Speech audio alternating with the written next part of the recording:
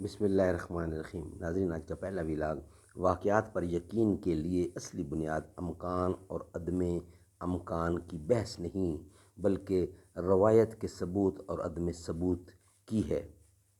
Page number 58، vlog number 1۔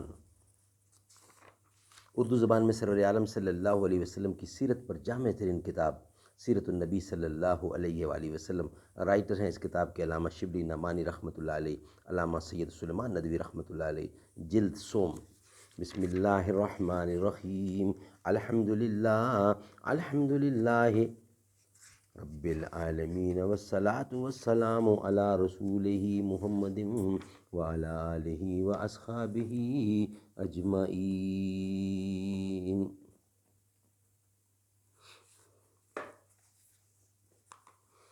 تعریف اس خدا کی جس نے جہاں بنایا، کیسی زمیں بنائی کیا آسماں بنایا۔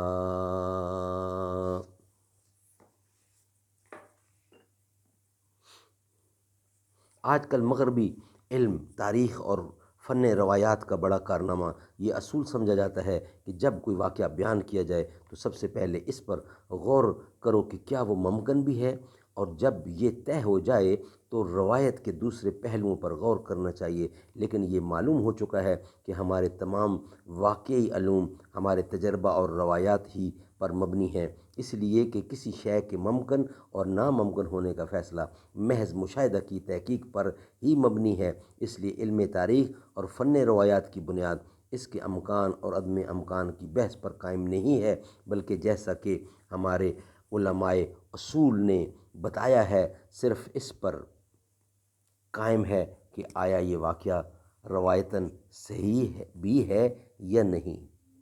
ناظرین، یہ تھا آج کا ہمارا پہلا ویلاگ۔ انشاءاللہ آپ سے ملاقات ہوگی ویلاگ نمبر 2 کے ساتھ۔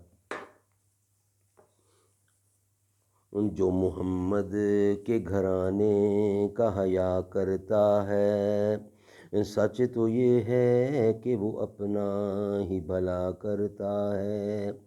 جو بھی زارا کے وسیلے سے دعا کرتا ہے، میرا مالک اسے ہر چیز عطا کرتا ہے۔